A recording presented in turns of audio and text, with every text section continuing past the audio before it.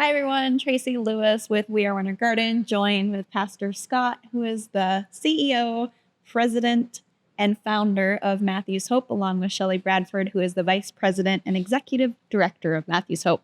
We welcome to part 2 of episode 31, Straight Talk, No BS with Matthew's Hope, where we'll be talking with Nicole Wilson, who is our current, I've got to get it right, Orange County District 1 Commissioner.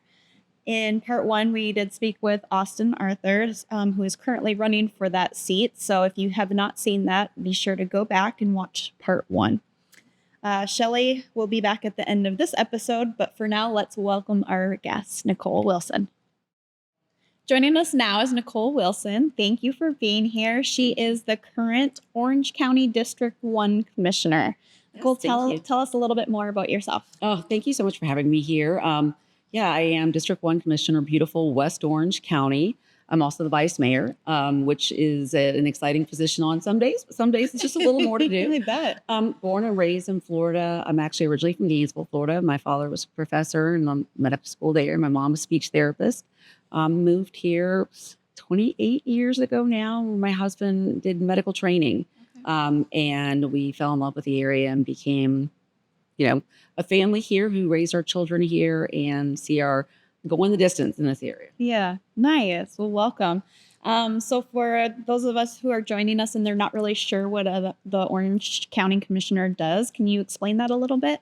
Of course. I try to say it when I'm speaking, especially to our younger set. Like, if you can imagine getting up in the morning and you flip on the water to brush your teeth, that water, that's us. Mm. You come out of your house and you get to your first stop sign, that stop sign, and where that stop sign is, that's us. Mm. You drive by the local store and you think, oh, there's a store there. I didn't know that's where a store was going to go. That's us. Okay. So that zoning and permitting, land use, utilities, social services, we oftentimes forget that county commissioner is very much involved in social services, social safety nets. But we also do the budget for the rest of our constitutional officers, and that includes our sheriff's department, our corrections, our courts, the tax appraiser, and property appraiser and tax collector. Thank you, Nicole. Let's dive into a couple questions that I have for you. Do you think that most people are aware of the homelessness crisis here in Central Florida? I do.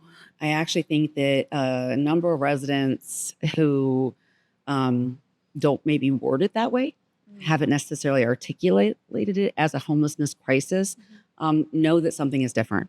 Okay. I think the details and the complexities of how to address it or what caused it is the mystery. Gotcha. So let's talk about the anti-camping law. Scott, can you briefly explain what that is?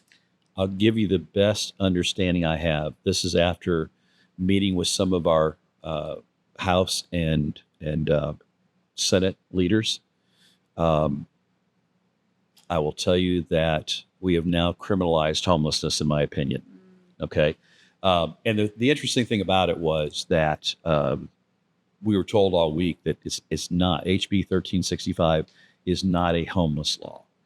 And then what was interesting is when someone, in this particular thing, I mentioned it a little earlier, talking to the other representative, that when asked about it, he wasn't sure what bill that was and was firmly behind it. And then he goes, Randy Fine actually blurts out, oh, the homeless law. Yeah, what did he think it was for? I mean, we have very robust state park system here where we're trying to change our state park. What is the law? Yeah, I don't. What does it entail? The way I understand it right now, come October 1st, though I believe that some cities are already pushing on this, because I've seen what's been happening in the last couple of weeks in the 15 municipalities we serve. There is no public sleeping allowed. As I often say, that when I was homeless, I assure you I was not camping. Right? I was not camping. I was snuggling behind a dumpster, finding any kind of shelter I could to just try to. But the word sleeping is actually in the language of the bill. The sleeping isn't. They use the word sleeping. What's your reaction to this law? I'm so worried about this law. It is an unfunded mandate. So it's actually even a little more manipulative than it appears to be on the face, in that it does criminalize homelessness. but it does it in a very backdoor way because it criminalizes homelessness by threatening local municipalities and local leaders with lawsuits. So if we don't criminalize homelessness, if we don't, because the courts have actually already struck down criminalizing homelessness for the sake of homelessness. It's actually an Eighth Amendment violation under the law. The Supreme Court's going to be hearing it again. There was a January announcement by the Supreme Court. We don't know what that outcome is going to be, but what we are seeing is a circumvention of what the Ninth Circuit said. And the Ninth Circuit Court said that it's cruel and unusual punishment to criminalize homelessness. America was founded in part by people who were fleeing debtors' prisons. Yeah. And so the notion of here we are all these years later trying to find sneaky ways to punish people for nothing more than being poor and going through a difficult time in their life, it's very worrisome and it's very manipulative. Calling it a camping law is manipulative. I can't remember. I remember reading this. I was in England, and someone had carved it into the White Cliffs of Dover, and it said, and I don't know if it's St. Augustine, I'm not sure who said, but it said, "Those who do not remember their past are damned to repeat it," and we're there. Okay, these camps they're talking about, that didn't work out for the American-born Japanese people in World War II. It didn't worked out really poorly for the Jews. There's a long history of us doing these, when you see these collections of people that don't identify the differences in need, the circumstances that created their already, how they got there. What's cause? It is another attack on the they. Yeah. And it's a hugely worrisome thing for myself. And I think other potentially compassionate leaders across the nation. This is a model piece of legislation that's been used in other areas, which is why it is being seen or heard by the Supreme Court in a different form. So I don't know if the outcome of that will necessarily strike down, if it does indeed strike down the law. But I think it doesn't matter for us because we have to come up with a plan regardless. Because it's already here. So now what? Yeah. And because it's about a crisis. It's about a homeless crisis that we've known is been escalating. And trying to figure out how to address this and get it put in place by October 1st. Okay, it just took me 18 months. That's right. With the backing and support of 4 or 5 commissioners in Brevard County to get to the point I can go to permitting now for our transitional housing. So by magic, knowing our court systems, how in the hell is that going to happen? Just very frankly, and that's one of my concerns also. I said to someone the other day that if the service, what someone with the legislators told us is this will force the homeless into getting the services they need. Oh. Okay.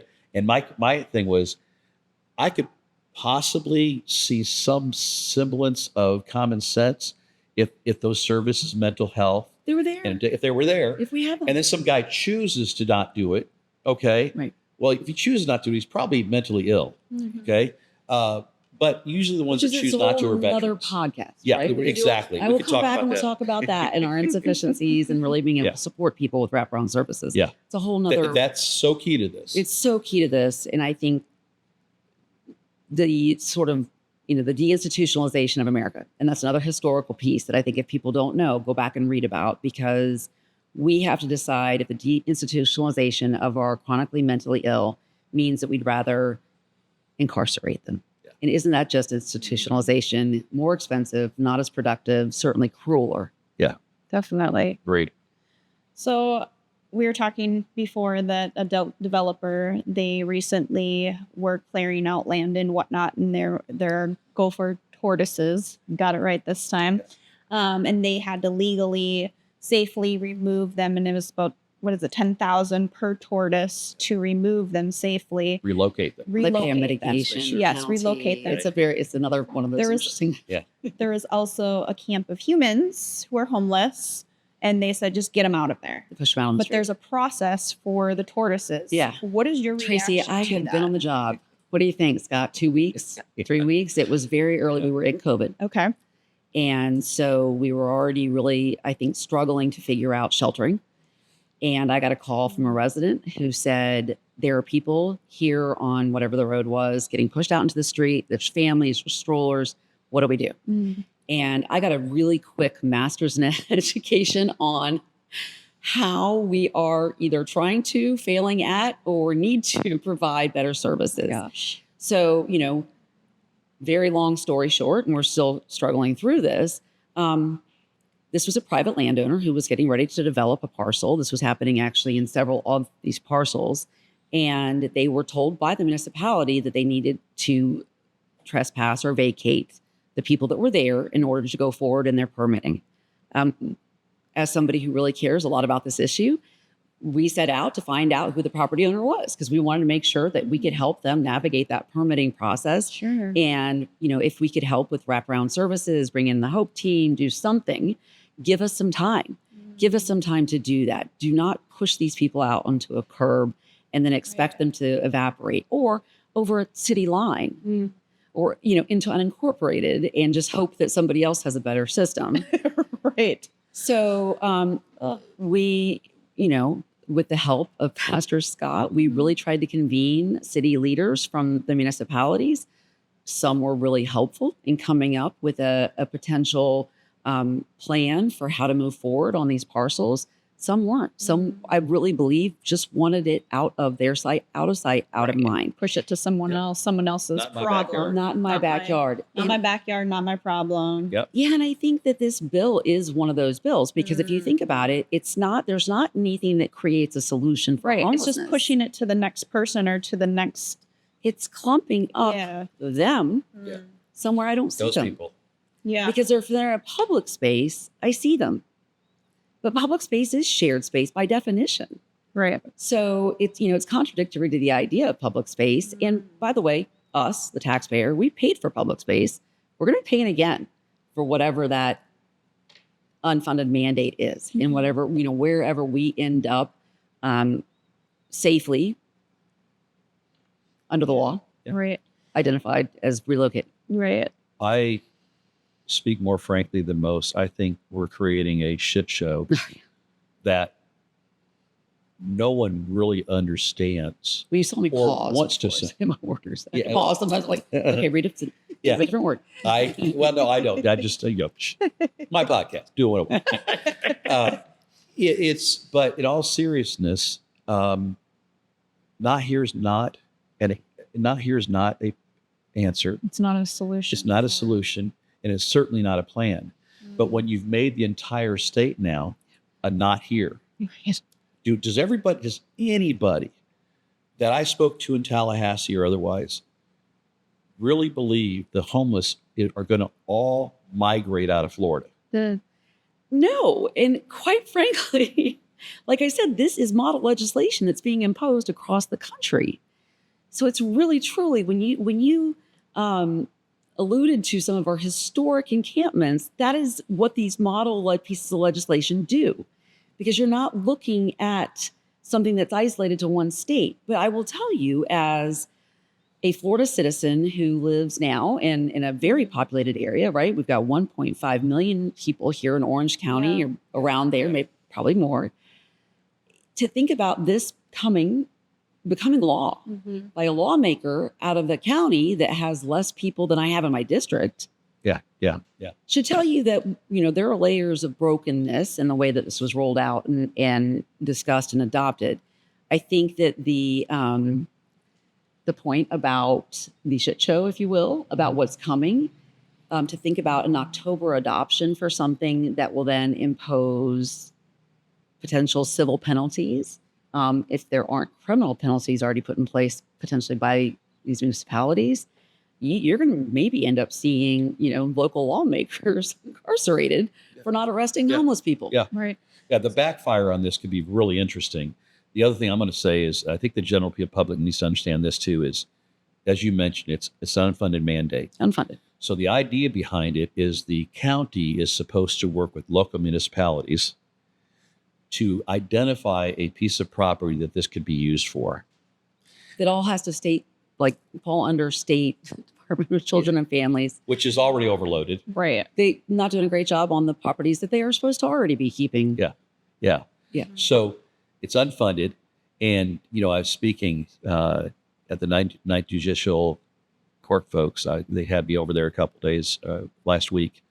for about 2 hours to talk. We had DCF people good. there, mental health, and all these kind of things. That's great. And the biggest thing everybody saw is how are you going to do this? Outside the jailing part is easy. You arrest people, you put them in jail. Just pushing it to the next level. How do you do this? And the greatest challenge is that they all agreed that we should get everybody to the table. The challenge is when everybody at the table is rowing in a different direction and believe their direction is the only way. I don't believe my way is the only way. Yeah, Okay. I think that's exactly right. But I think it's interesting that the jailing.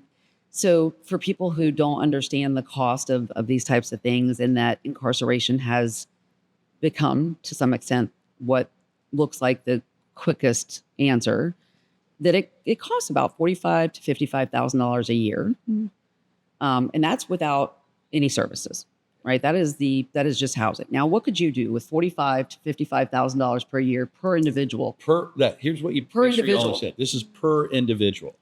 So, Scott, you keep talking about camps. How are the camps and this new law tied together?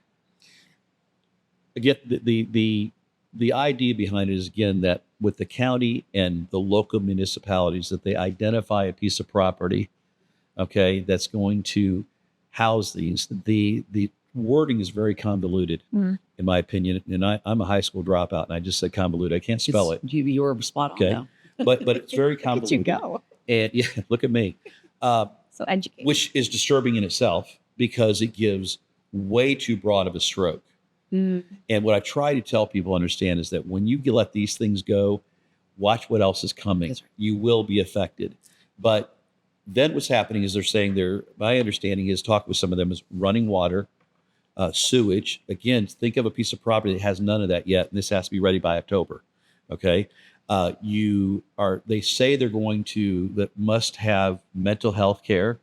They've talked about drug addiction. Now, they've talked about this.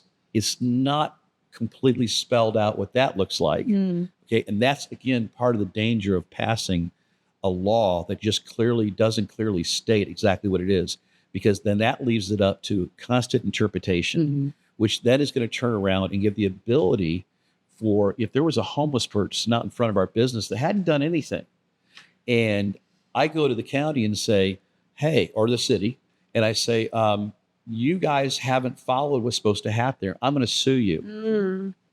That's exactly how this is. Yes. It is activated by, and I want to be really specific. Yeah. The bill authorizes a resident, a local business owner, or the attorney general.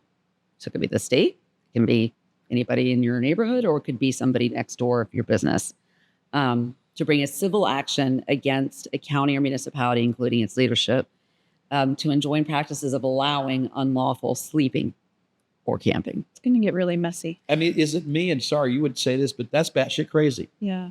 Okay. It's just cruel. It's Well, there's no cruel. plan. It's So, no. like, if you're going to set that in place, okay, what's next? What's that law enforcement supposed to do? What's that business owner supposed to do? What's that resident supposed to do besides suing somebody? That's not the solution to it. Well, and I will tell you that, my daughter, I've mentioned this before, she is a police officer, and she doesn't like this at all. And I don't want to get her in trouble.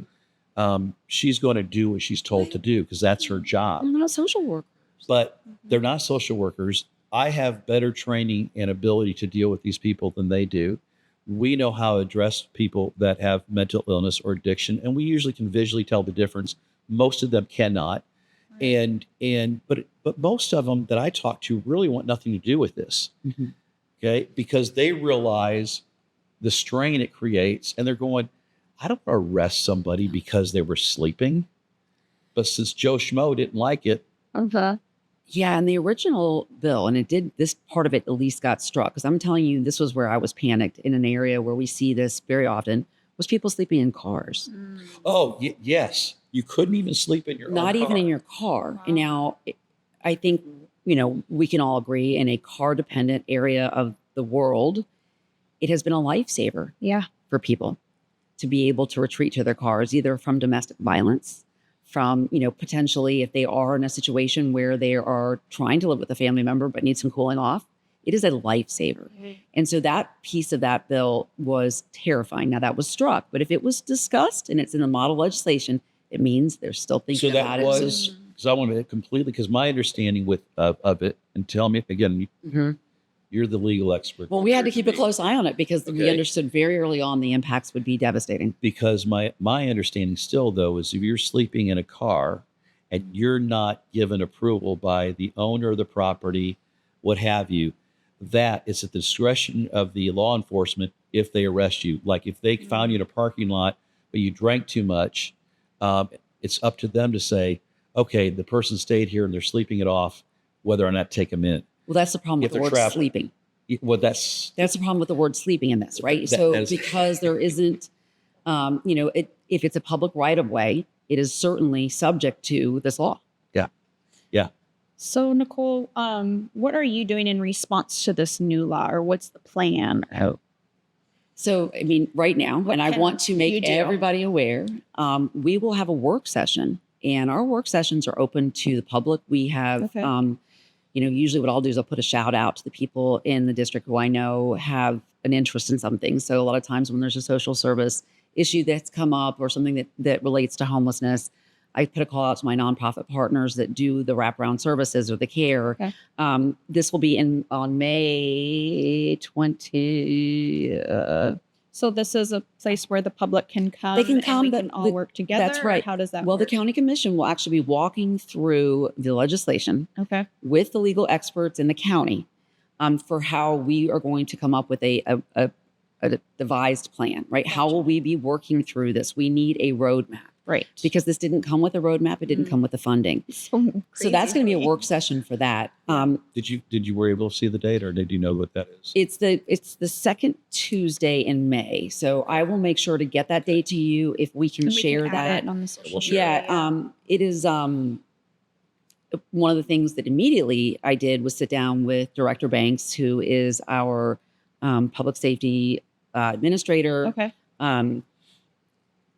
Literally the day that he went into Cleo Ministries on the fire code violations, which is an example, by the way, of what can happen when you're putting them in a spot without any good oversight and having potential victimization.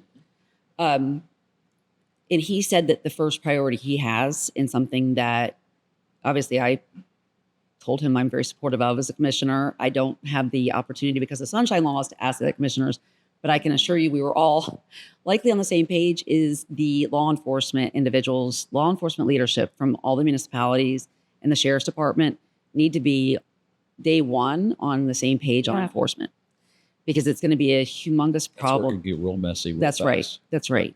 And so to facilitate that as the county and, his role as public safety director, I said, okay, that sounds like where we need to start, making sure that enforcement piece is consistent across the county.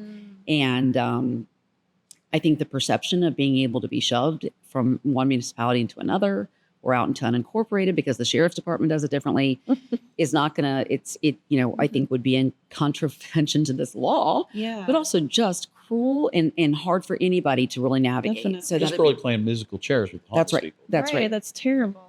I think that it's important for the conversation to know that part of the plan all along the way, because we've been talking about the homelessness crisis for years now. Really, I think our first conversation was 2019, 2020 about the tsunami post-COVID, what was happening with our rents. You predicted every piece of this. And it's a little scary on that one.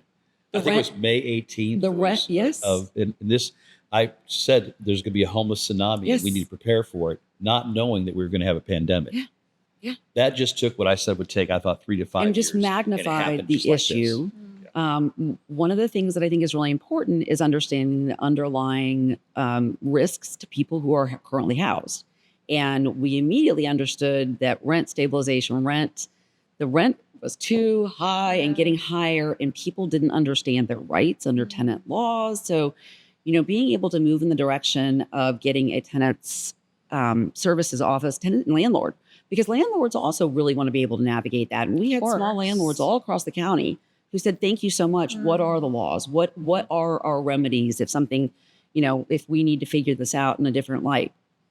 So those things were done. 2022, we opened the office, but the state preempted us in in rent stabilization. So once again, even though we were trying to come up with some solutions for how to keep people housed, we were directly preempted by the state as part of the oh my gosh, I can't think of the name of the act. My brain just did that thing where the act falls out of my head. Yeah, no. Live Local. Thank you. The Live Local Act. Okay. It's another, I believe, bill that looked pretty on its face because it talked about being able to build more affordable housing. But the reality of it is that when you read the details in the bill, the affordable housing parameters they use in our area are just attainable. Wow. You would still need to be making between $45,000 and $55,000 a year, which, by the way, is again the cost of housing somebody in a prison. And you would also need to largely be able to have your own car insurance because the areas that would be zoned potential for Live Local zoning were none of them were in good transit corridors. So we couldn't do the rent stabilization. We sort of had to regroup. And then a lot of the focus became funding and additional funding and looking for ARPA dollars to even bolster some of the services that then could keep people in housing and longer or transition them back into housing. So, we're still really far behind in the things that we identified back then as goals. Crisis housing hasn't been we haven't invested. That would have been a beautiful place for the legislature to act. Yeah. And if people that know me long time know that I'm pretty much a capitalist at heart. Yeah. I don't care how much money you make. I really don't. God bless you. Just remember where it came from and how quick it can go away. That's right. I can't tell you how many wealthy people that we have that are now homeless. The pandemic tore down a lot of businesses, a lot of people. But with that, it's when you see all this kind of stuff happening and you realize that, what's one of the things that happened after the pandemic, because the landlords were not protected. Yeah. We allowed people not to pay rent. Right. Not And then because they they were far behind. Not because they couldn't, but because they didn't have to. That's right. Then what that created is that when things did finally turn around, those people that hadn't paid, now they're evicted and have a terrible credit history. Right. So now we've given it more problems. Right. But we also put a lot of small business owners. That's right. A lot of small landlords. So what they have done is many of them have hired property managers, and the property managers are asking for income of 3 times what your monthly rent is. So a $2,000 apartment is a $72,000. Right. Or they sold to a corporate partnership that could absorb some of the ups and downs of the market. Yeah. And I think a lot of these things obviously rippled out, the ripple effect from COVID. So we were, a lot of things became sort of hit the pause button on construction, right? On shipping, manufacturing. So property values of all of the buildings, even including all the rental buildings, went up. So it did become a better ownership investment opportunity. Yeah. In the way it translated to those rental properties, oftentimes, like you said, was that people just got into arrears, ended up being evicted. The landlord that was the small, maybe mom and pop landlord had to sell. Yeah. And so we have a whole new set of problems. And so I don't know, when I talk about the rent stabilization measure, it was controversial. I think it was important to note it wasn't going to be, it was like an 8-month measure and it only affected like a really small number of the larger corporate rentals. And I don't think they work. I don't think rent stabilization works. So I want to be really clear about that because I think I'm a capitalist at heart too. And I do think we need good private investment in housing. Sure. And I think we need good private investment in housing with all of the things that make a housing project successful, right? And that does include the educational opportunities, that includes transportation opportunities, it includes potentially, not just throwing them in there without the skills to be able to continue living. How do we get them independent, self-sufficient as much as we can? But the other thing I noticed, Nicole, also was that you had a place over here that's been there 20 years, okay? And they paid so much per square foot to build that place. Place opens up across the street. Of course, they paid a lot more, okay? So this place is already charging a lot. This place says, well, we got it. Okay, I'll just go right under them, right? And we'll look like we're good people. Right. And again, it's not about allowing people, landlords, not to make an income or anything. Absolutely. It's when we lose, we are a service-driven industry, Florida. We don't make anything here. What we do is we make beds. We serve drinks. That's right. We serve meals. And a smile. Okay. People are Now, really nice. outside of Rockets, got to give my peeps over Yes, on the coast. exactly. You know, I live over there. I watch them take off in my backyard almost every night. That's now. awesome. It's crazy and it's fun. It's cool. It's incredible. But the reality of it is we are a service driven economy. And the problem with that is most of those people in the service industry are not paid that well. Right. And I'm not suggesting they be paid more. Okay. It's part Because of the that's getting equation. tricky. When I worked at McDonald's, it But wasn't expected to It's support my part of the family. equation. Right. Yeah. Right. You got to be. There has to be. But what I entry-level want to know jobs. is I what agree. happens when you've now made it criminal to be homelessness and all that stuff, and made it impossible for people to live close to their jobs so they can get by on $15 an hour. Okay. When all those people disappear, who's going to serve you? Who's going to mow your grass? Who's going to paint your house? Who's going to, but again, these are not things that are talked about or thought out. Oh, I talk We're about just them. getting rid of it. I talk I about know it you do. so much because we had that TDT conversation this year where I said again and again, this shouldn't be, an us-them conversation about the tax dollars and the potential for supporting service workers in hospitality. If we know that part of the tourism industry is driven by having your bartender show up, having your housekeepers show up, then that is tourism investment. Yeah. That is tourism investment. And I'm not saying all of it. I'm saying, could there be some flexibility so that if we have pockets in areas that we know we've had escalated, really rapidly escalated cost of living, rent, can we figure out how to balance that? Because one of the very stable tax bases we've had in recovery from COVID, of course, is our tourism development tax. But it is also very statutorily from the state. Can I ask you something? About Yeah, that? of course.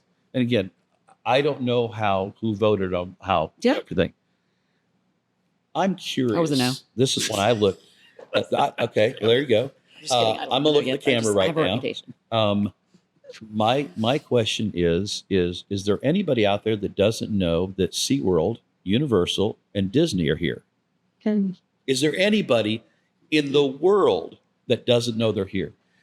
My point is this. It's not saying they want to advertise with their dollars, advertise with your dollars. But this whole tourism thing and then the way it goes, I mean, we need more square footage in a convention center like we need a frickin' hole in our head, in my opinion. Every time. And I know that won't be popular there. Every time my board has a conversation about not being able to afford something from fire station to stop sign, I turn around and go, but we have a ballroom. But we have a ball. They're like, stop it, Wilson. Just stop it. Because I do think it's an important thing to know that it felt very tone deaf in this time. For us to say nothing happened since 2019. Now, I wasn't in office in 2019 when they did vote in favor of the expansion. But when we came back and reconvened to talk about the priority for funding, for them to act like nothing had changed is so disingenuous. Everything has changed. The whole world has changed. Yeah. As an attorney, I get my continuing legal education online. I do no longer go to a large convention in Tampa. Unfortunately, they used to be fun. But I think it's an important thing to note that industry, I'm not an expert in it. I don't know enough about it, but we should. If we're going to invest $1 billion in a building, we should know everything about the way COVID has impacted that. And I think the part that was really lost in that whole conversation was, if the dollars cannot be used for housing, which I think is top priority for all of us, then let's at least use it for the infrastructure that's needed for the people who work there and the people who live here to get to these places. Because how are you going to continue to even attract people to the ballroom if they can't drive down Sound Lake Road to I-Drive to get to the ballroom? And pay $25 for parking. And that's correct. So, I'm going to continue to be a squeaky wheel about that. It was discussed in the legislature. Mayor Demings did bring up the potential for something called a tourist impact tax. It's a completely different type. It would be an additional tacked on percentage that they do in Monroe County for housing. Yeah. Okay. Interestingly, Monroe County, you got the Keys. We think we have challenges here.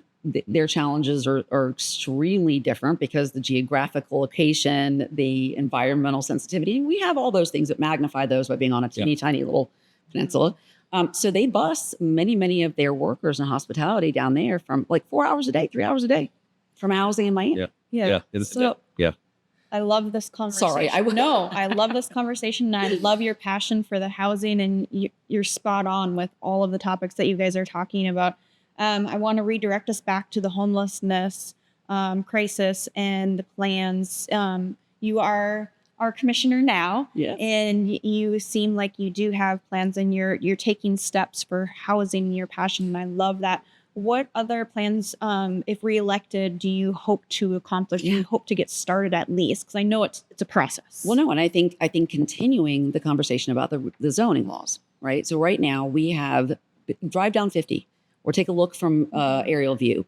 We have huge big box stores that seem completely empty. They've had a for lease sign in the front window for a long time, but anybody that's willing to build anything anywhere for any use doesn't go for those. They go way out.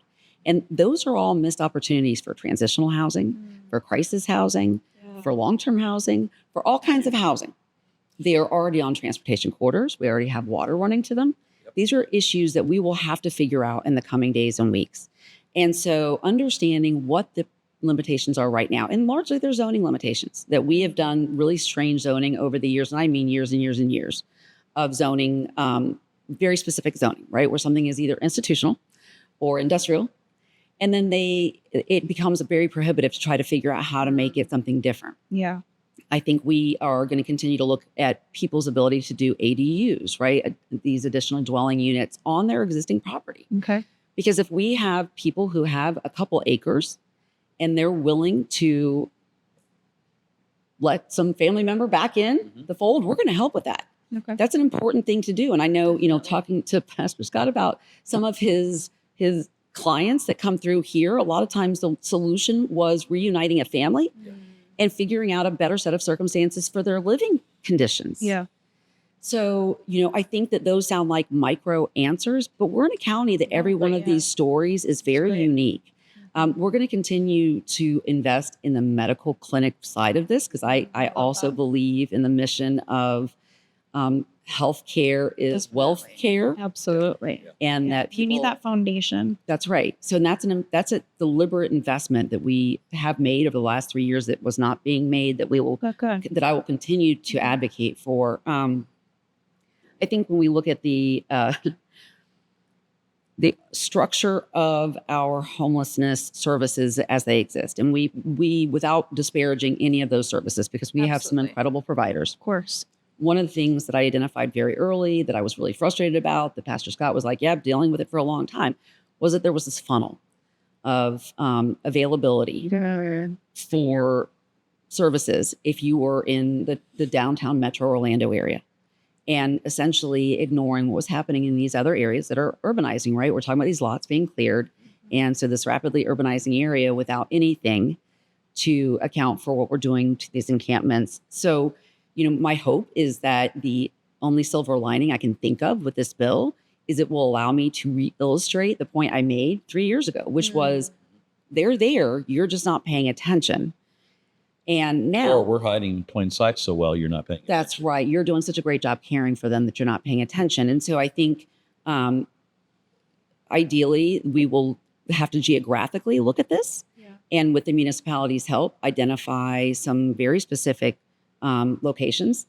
I think that we have to be really careful because, right now, Orange County, and we committed last year, and I was part of this, advocated for it. There were inventory properties that were dedicated to housing for low and attainable income. Some of them went to Habitat. Habitat's a great organization. They do a great job, but it's one family. It's not the full need, and it certainly isn't transitional housing, and it certainly isn't emergency or crisis housing. So I think we're going to have to, go back to that inventory list and see what have we already committed? Where do we have the availability to take this inventory property and really make something that it can be, that isn't just punitive, that will be able to really provide something quality of life. If they end up taking me to jail over this law for not putting people in dangerous conditions, then they'll put me in jail.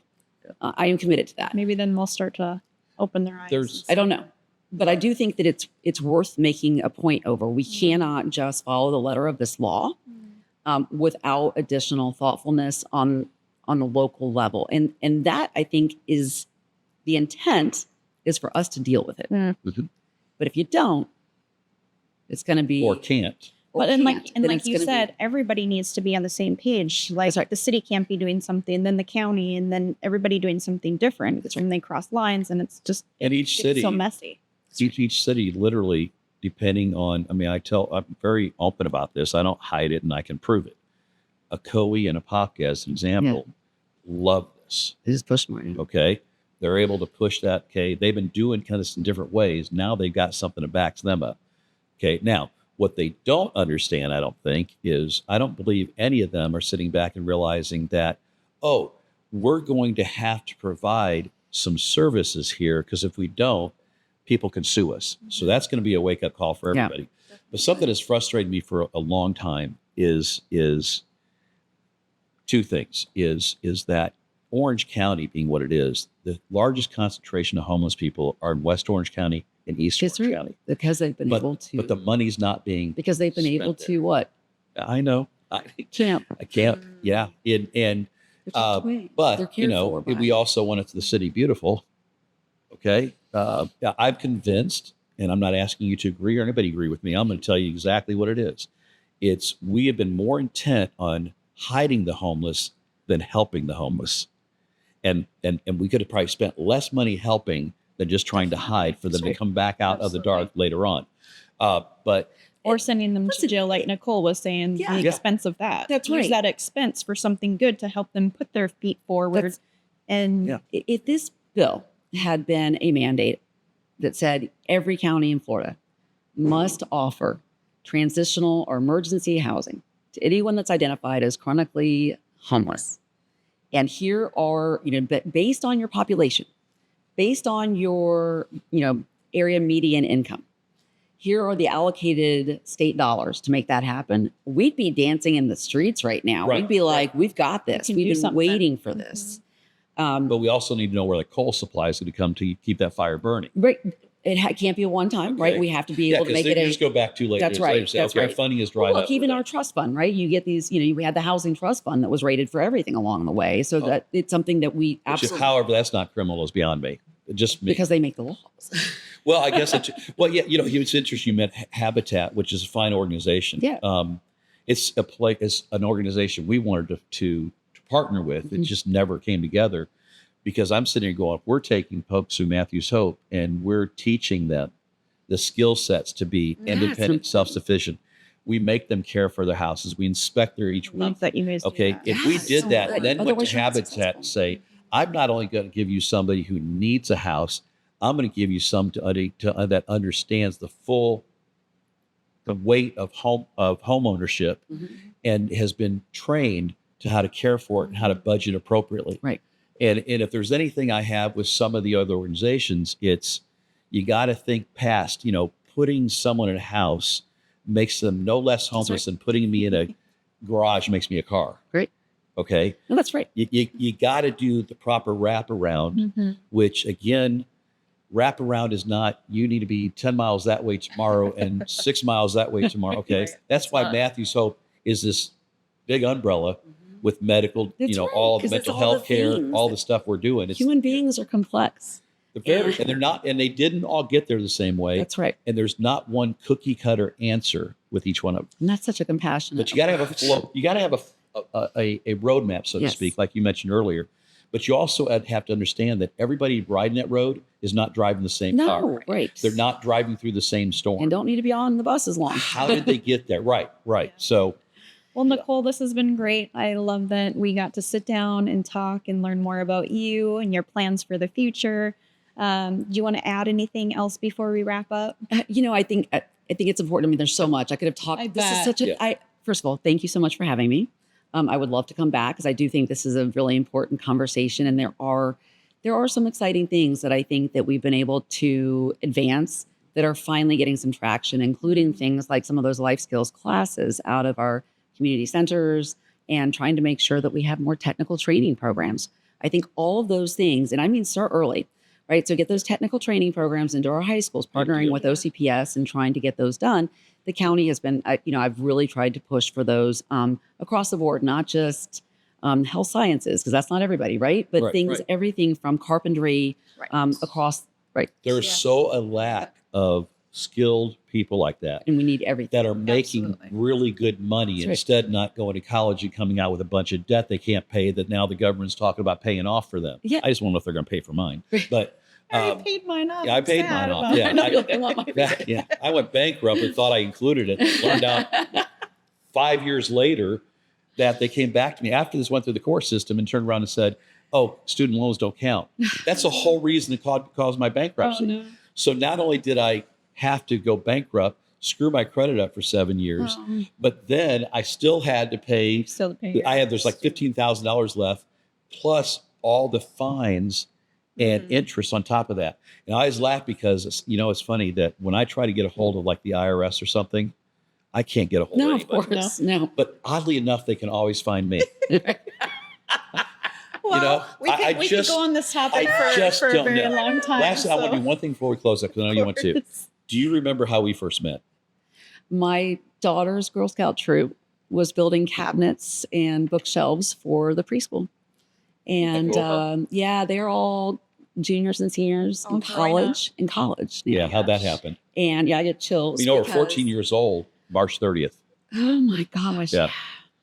And Fortunately, I haven't aged at all. and teaching them about what you were doing and what you saw in the potential for these families changed their lives. And so these young women, and maybe when they're all back in town, it's going to make me get choked up. That'd be fun. Yeah, when they get back in town, maybe we'll do a reunion here for the That'd be Girl Scout good. troop because they probably have not seen it in a long time. And yeah, but you that is even in doing that service project and opening our eyes to the importance of us all having a part. Everybody can play a role in this, and I think then it becomes personal. It's not a them, and that's the most When important. you make eye contact, it changes everything. Yeah. That's right. It's not just something you saw in the news. That's right. They're And everyone has a story. Walk up to Yeah. that person and ask them their story. Mhm. Definitely. Exactly. Well, thank you so much. Thank you. Thank you. It was a Anytime. It was pleasure. fantastic. Love to have Enjoyed you it. back. Yeah, my gosh. So, Shelley, you had a chance to listen to our conversation with Nicole. What stood out to you? So I took some notes, and a couple of things that she said, positive and negative. She mentioned the fact that that she thinks the Orange County residents are aware of the homeless crisis. I really don't think that they're really paying attention because it just doesn't concern everybody. So I don't know that people are as aware of the crisis as I perceive she thinks that they are. Okay. Before you, I'm just curious Please. because I'm thinking, because when she first said that, much like what you're saying, I'm going, watch it. But I think what she was saying, and I could Yeah. be wrong, Sure. but what I think she was saying is they're aware of it from the standpoint is there's a problem. There's homeless people in the corner. Sure. They're not aware of it to who those people are and how they got there. Right. So I think that because she talked about the lack of understanding later on also. Yes. So that was my thinking when I first heard it. When Okay. she first said, I went, Yeah, me A too. little surprised. Me too. Okay. Me too. but then I as I'm processing, I'm going, yeah, they're aware of it from the standpoint they're complaining Yes. about it. Yes. This is a problem. Make them go away, Mhm. but not aware of who you're asking to go away and who that involves. Right. Mm. Right. Yep. I did like that she was very worried about the law and how it criminalizes homelessness. And one of the things that we heard over and over again in Tallahassee is that this is not a homeless bill, when it is absolutely that. Um, I'm not very smart with political stuff Yeah, or they anything just else slipped up like and that, even but said it's so. just That's the funny common part. sense. Like, how does that even? Right. And, she said, it seems like they're circumventing the ninth judicial court and it's manipulative, which I thought that was a very good way to look at it. Definitely. Public space is shared space by definition. And I think people forget that. Um, Yeah, it's not just for you. It's right. for all of us, Right. like it or not. Right. There's no entitlement. Yeah. Now, what I didn't know, and I like this because I felt like I've heard it both ways, is that what was struck from the bill is people can still sleep in their own cars. I was not aware of that. I actually thought they could not. Well, So And I still, I'm looking at further because my understanding is that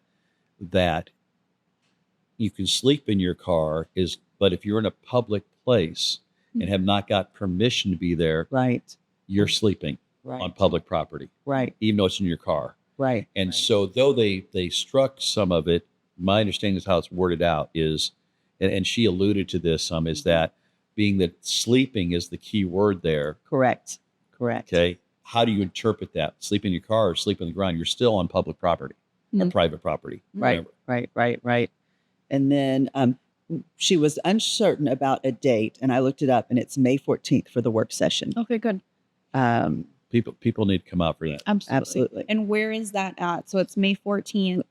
Now, I didn't go that far. That's all right. We'll put it in the comments. There you go.